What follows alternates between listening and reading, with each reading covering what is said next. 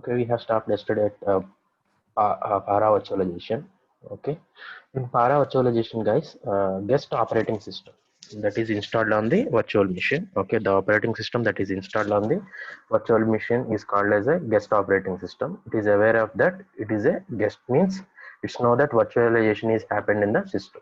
The guest operating system know that it know that the virtualization is happened in the system. Okay. Uh, Yesterday class, we have discussed about the full virtualization. Full virtualization is nothing but direct execution as well as binary translation. Okay. Coming to here, para virtualization, guys. Here, non-virtualized instructions are replaced by hypercalls. Non-virtualized instructions at operating system level, those will be replaced with the hypercalls. And moreover, that it will happen at compilation time, guys. Compilation time it will happen. What is the main advantage of the para virtualization is that previously some overhead is there that will be removed in the para virtualization. Like in full virtualization, some overhead is there that will be removed in this para virtualization.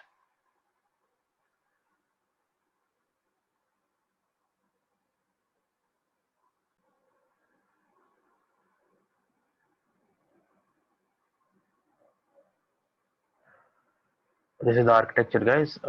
Here, the modified guest operating system is used in the para virtualization. Okay.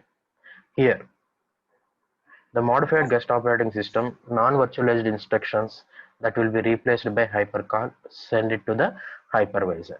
Hypervisor is nothing but a virtual machine monitor.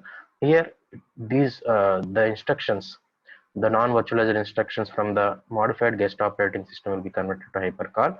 Those will be executed by hypervisor on physical hardware. Okay, again the result will be given back to the modified guest operating system. This is the process followed in the para virtualization. Simple thing. Okay, non-virtualized instructions are replaced by hypercalls that will be sent to hypervisor from modified guest operating system. Okay, what the hypervisor will do is they will execute those operations by using the shared physical hardware and gives the result back to the guest operating system.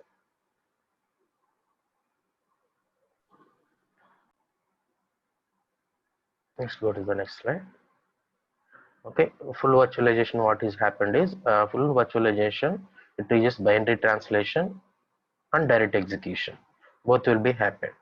Okay, in full virtualization, guys, no need to modify the guest operating system. But para virtualization, we have to modify the guest operating systems. Okay. Full virtualization uses a binary translation. It traps the virtual machine monitor, okay, and emulate those instructions and will be sent to the physical hardware. The physical hardware will execute that one and gives the back to the guest operating system.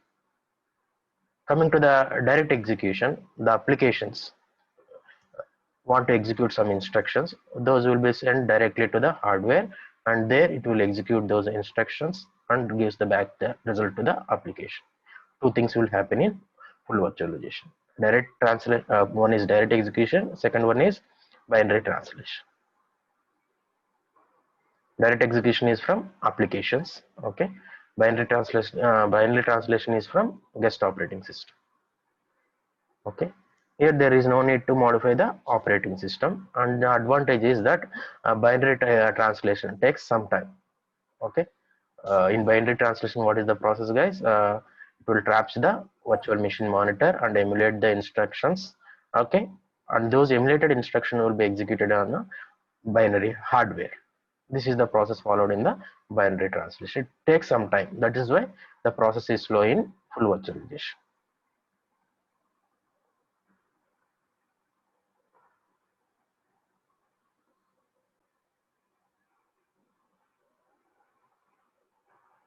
Okay, para virtualization I already explained you guys. Okay, it is just modified guest operating system, para virtualization.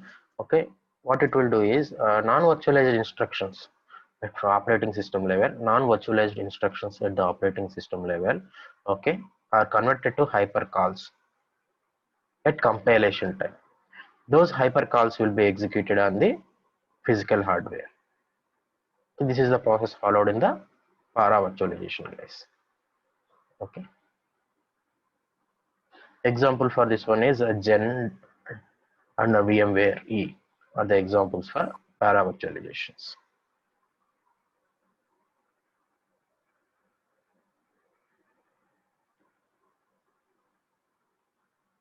Let us see the diagrammatical way now. These two things compared side by side. That is a full virtualization comparing with the para virtualization. What are the layers? Okay. Okay. This is the representation layer by layer, guys. In full virtualization, okay, the level 0 will be virtual machine monitor. Okay, level 1 will be guest operating system. Level 2, the ring 2 will be used for the feature purpose, special instructions. Okay, and the ring 3 is for user application. In full virtualization, guys, I told you already, direct execution and binary translation both will be done in the full virtualization. Direct execution means the request from the user app, okay, those will be executed directly on the hardware. This we call them as direct execution from user requests. Okay, coming to the second one, that is binary translation. Okay, non-virtualized instructions from the guest operating system, okay, will be sent for the virtual machine monitor. Okay, what it will do is it will trap, okay, and emulate those instructions. It will trap and emulate those instructions, okay, converting that instruction to and that will be sent for the physical hardware. There it will be executed. By this process we call them as a binary translation. Okay, emulation and trapping, all this one, the request coming from the guest operating system, that is non-virtualized instructions. Okay, sent for the virtual machine monitor. It will trap that virtual machine monitor, okay, and emulate those instructions and execute at the hardware, physical hardware. This is the process followed in the full virtualization. Coming to the para virtualization, guys, okay, here the virtualization layer is in the bottom one. Okay, the ring 0 is for the para virtualized guest operating system. This is modified guest operating system compared with the previous one. Okay, this is a modified guest operating system, guys. Okay, and ring 1 and ring 2 is used for the special purpose, okay, in the future. Okay, and ring 3 is for user applications. User applications will be there in the ring 3. Here also it contains the direct execution. Okay, for suppose user application want to execute something with the help of hardware, okay, those will be sent directly, okay, to the physical hardware, and there it will execute that one. This one is a direct execution. Coming to here, okay, in guest operating system will have some, in the compilation time, non-virtualized instructions will be there. Those will be executed in the hardware. What it will do is those non-virtualized instructions from the guest operating system will be converted to the hypercalls. That will be converted to hypercalls. Okay, that will be sent to the virtualization layer, that we call them as a virtual machine monitor. That will be sent for the physical hardware. There it will execute those hypercalls. This is the difference, guys. Here it uses binary translation. Here but it uses hypercalls. Okay. Here two vacant places is there, but here only ring 2 is vacant. This is used for the feature purposes. Okay, guys, clear? Write down this diagram, guys.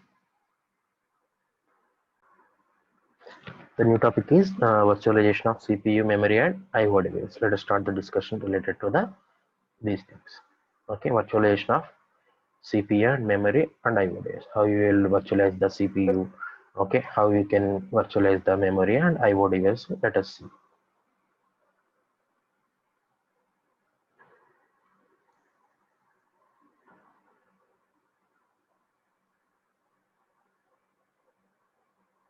Okay, to support the virtualization, guys, the process like x86, that is one type of processor. Okay, it is just one new mode that we call them as a special running mode. Okay. Employs special running mode uh, known as hardware assisted virtualization, guys. Okay, to support the virtualization, the processors like 80 x86 we just special running modes, okay, that we call them as a hardware assisted virtualization, guys. Okay,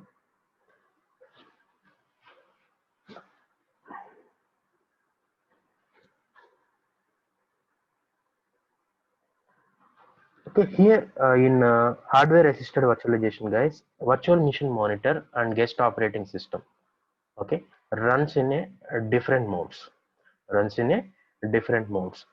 Okay, here all the sensitive instructions of guest operating system and applications are tapped in virtual machine monitor. Okay, here the sensitive instructions from the guest operating system will be trapped with the help of virtual machine monitor, guys. Okay, what is meant by trapping, guys? Trapping is nothing but it's like an interrupt. Okay, interrupt, whenever it finds the sensitive instructions from the guest operating system, it will traps, means it will interrupt those, and it will changes to the virtual machine monitor. There it will execute those sensitive instructions that is coming from the guest operating system. Okay, here this method will be followed for virtual machine monitor and guest operating system. Okay, like it will have the different modes for this one, for running for executing these sensitive instructions. It will, what it will use, guys, it will use trapping of virtual machine monitors. What is meant by trapping, guys? It will interrupt the virtual machine monitors. Here, guys, trapping means it will stop those execution and will changes to the new mode. At that time, guys, what it will do is, while switching from one state. Example,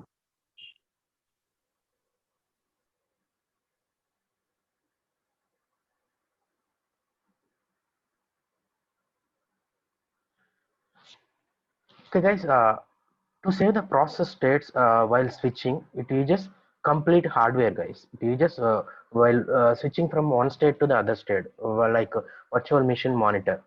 For executing the sensitive instructions, it uses what it will do is, from switching from one state to the other state, it will uses the hardware while switching. Okay, right. Coming to this 8x86 architectures like Intel and AMD.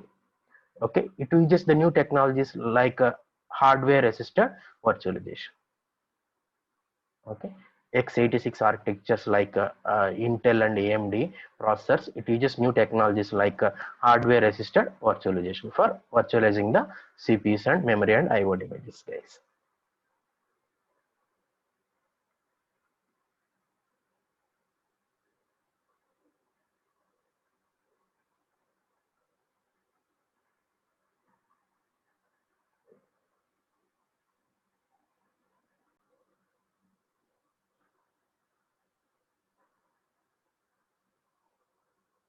Okay, let us go for the next slide.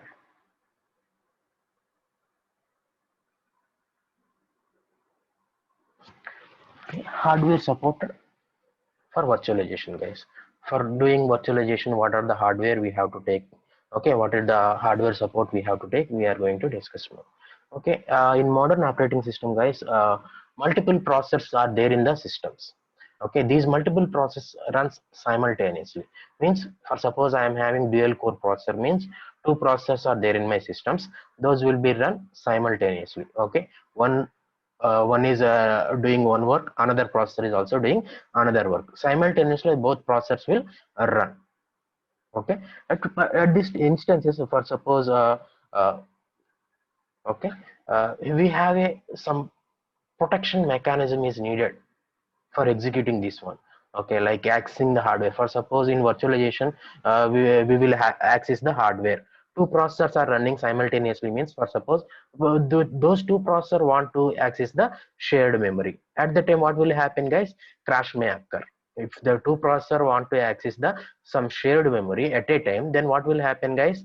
Okay, one is changing the one thing. Okay, the changed one is using the another one. This may we cannot expect the result correctly because of this one. At the time, what will happen is, guys, it may cause the system to crash. Okay, how we can prevent this one? With the help of we use two modes. Okay, that is user mode and supervisor mode. Okay, the supervisor mode will have the critical instructions, guys. Okay, and user mode is called normal instructions. Critical instructions will be used in the supervising mode. Okay, the normal instructions are used in the normal mode. What is the purpose of this one, guys? To provide the security mechanism. Okay, all the processor have at least two modes. One is user mode, another one is supervisor mode to access the critical hardware. Okay, the critical access hardware will be accessed in the supervisor mode. Okay, normal mode is like user mode.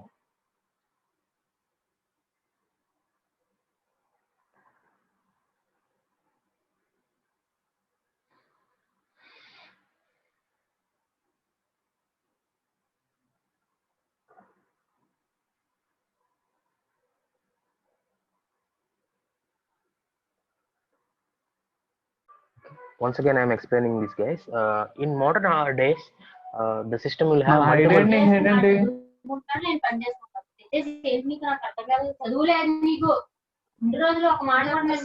Mute yourself.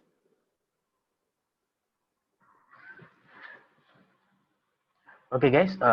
In modern day operating systems, we'll have the multiple processors. Okay, those multiple processors will run simultaneously. Okay, one processor is doing Photoshop, one processor is using video editing. Those likewise, that different processors work simultaneously. Okay, because of this multiple processor, what will happen is, guys, for suppose these two processors want to access the some shared hardware. Suppose at the time, what will happen, guys? The crash may occur. Okay, to prevent this one, we will have the some protection mechanism are needed. What is the protection mechanism here is all the processor will maintain at least two modes, guys. One is for user mode, another one is supervisor mode. The supervisor mode is for to access the critical hardware. This is for normal access hardware.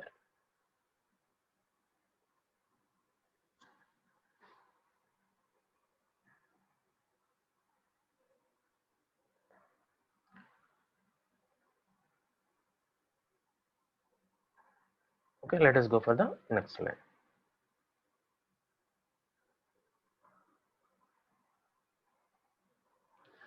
Okay, here the instructions running on supervisor mode, we call them as a privileged instructions. Okay, what is meant by these privileged instructions, guys? In privileged instructions, for executing that one, it uses kernel. Kernel is a heart, it controls the overall thing.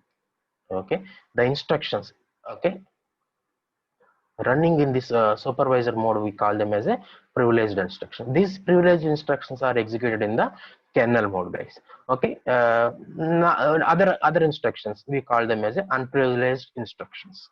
Okay, other instructions, we call them as a unprivileged instructions, guys. Okay, in virtualized environment, guys, it's difficult for to make uh, OSs, different operating system, okay, and their applications run currently. It will have the different multiple layers are there, guys. Okay, in virtualized environment, guys. Okay, guest operating system, multiple guest operating systems will be there. Okay, for the guest operating system will have multiple applications will be there running on those guest operating system. Because of this one, it will have the multiple layers.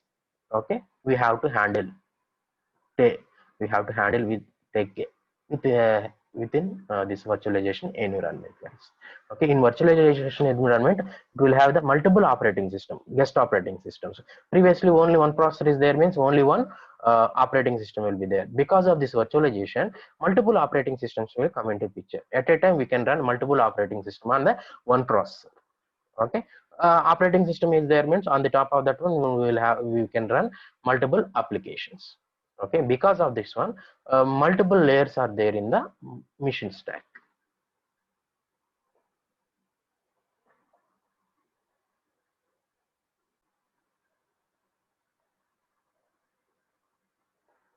All of you clear about this one?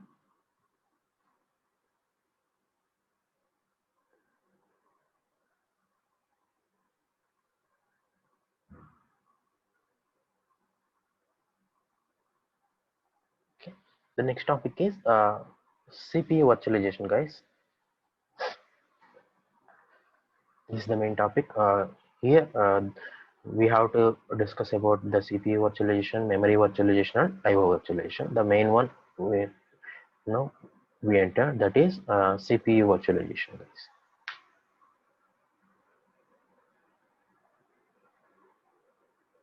Okay, here the instructions are classified into two things. One is privileged instructions and privileged instructions.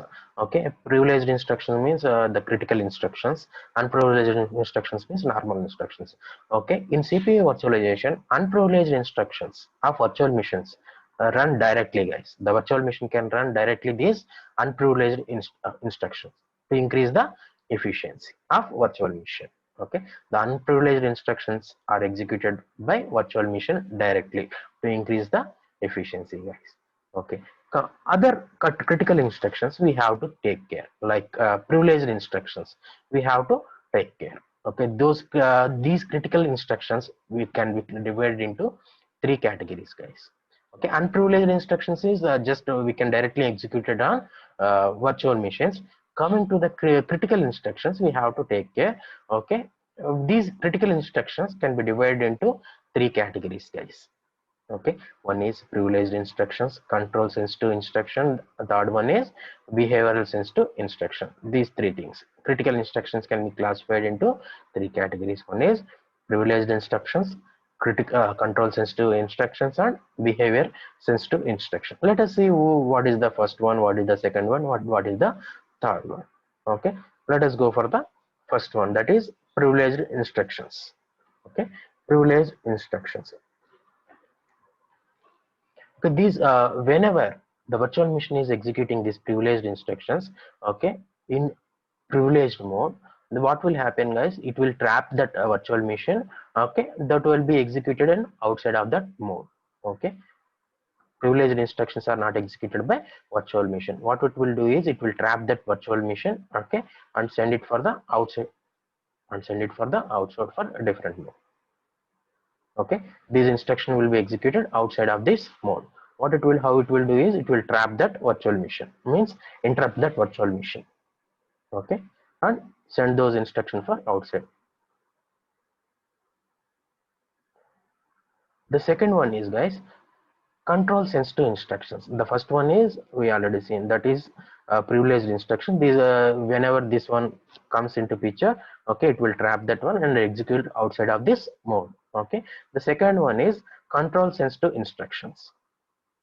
Okay, these instructions will change the configuration of resources, guys. Okay, what is this control sensitive instructions? Okay, it will attempt to change the configuration of resources. Different resources will be there, like shared memory, printer, scanner, all these. Okay, those configuration can be changed with the help of control sensitive instructions.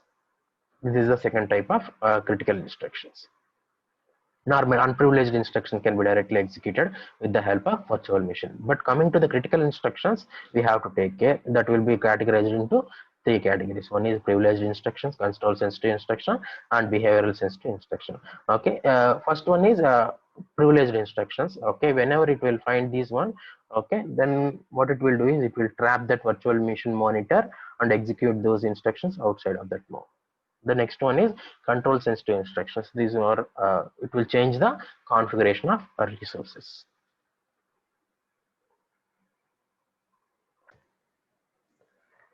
I'm going for the next slide. We have discussed about privileged instructions and the control sensitive instructions. Let us see the behavior sensitive instruction also.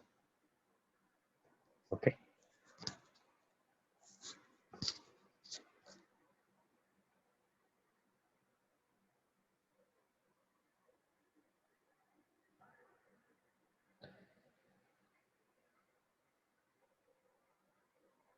Okay, guys, behavior sensitive instruction where, okay, here the instructions like load and store operations on virtual machine will comes under behavioral sensitive type instructions. Okay, here the behavior will depend upon the configuration of the resources. Okay, behavior will depend upon the configuration of the resources, like loading and store operations on virtual memory. If you want to load any information on the virtual memory or storing the information, okay, these type of instructions will comes under behavioral sensitive instructions.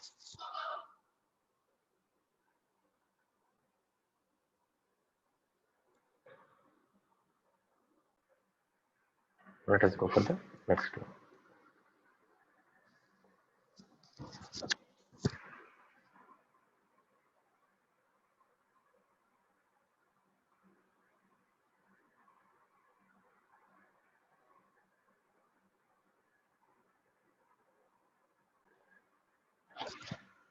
hardware assisted CPU virtualization. By adding hardware, we are going to virtualize the CPU.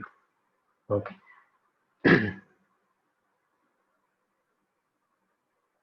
Okay, the previous techniques like full virtualization and para virtualization are having some complications, but with the help of this hardware resisted CPU virtualization, guys, we are going to simplify the overall virtualization process.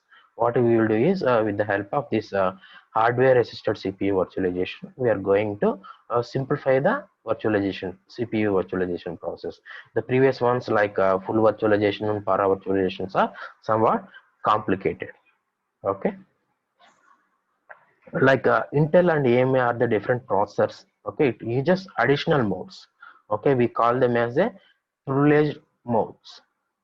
Okay, these will be additional modes adding to the Intel and AMD processors. Okay, these are x86 processors. Here we are incorporating with a additional mode called privileged mode. Okay, here in this operating system still run at ring 0. Okay, I already show you full virtualization, para virtualization, ring 0. Okay, here the ring 0 will be used for operating system. Okay, and the ring 1 here is just hypervisor in hardware resisted CPU virtualization.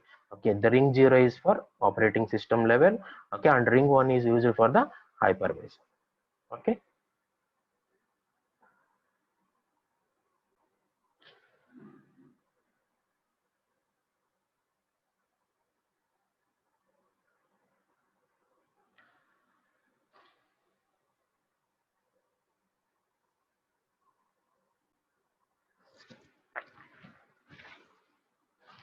Okay, guys, in this hardware assisted CPU virtualization, okay, all the privileged and sensitive instructions are trapped by hypervisor automatically. Okay, what is meant by trapping, guys? The hypervisor or virtual machine monitor, okay, whenever it finds these privileged or sensitive instructions, okay, it will interrupt. Okay, and it will save the all the changes at that position. Okay, those instructions will be sent for the physical hardware, there it will be executed. Okay, this is the process followed in the hardware assisted CPU virtualization. Okay, whenever it finds the privileged and sensitive instructions, okay, it will trap the hypervisor. Okay, and those instructions will be trapped and then it will be sent for the hardware, there it will be executed. Okay, in this technique, guys, hardware assisted CPU virtualization, it removes the difficulties like binary translation that is there in the full virtualization. The full virtualization will be having the binary translation. Okay, that difficulty will be removed in this hardware assisted CPU virtualization. Okay, guys, this is the point we have to remember. The binary translation will have the binary translation is there in the full virtualization. Okay, that process is not there here in the hardware assisted CPU virtualization. Okay, the previously we have discussed this one, binary translation of full virtualization. Okay, guys, here the operating system will runs on virtual machines without any modifications. Okay, in para virtualization, guys, what we will do is we use the modified guest operating system, but here that is not there here. Okay, we will use the directly normal operating systems. Okay, there is no modification of operating system in virtual machines here in hardware assisted CPU virtualization.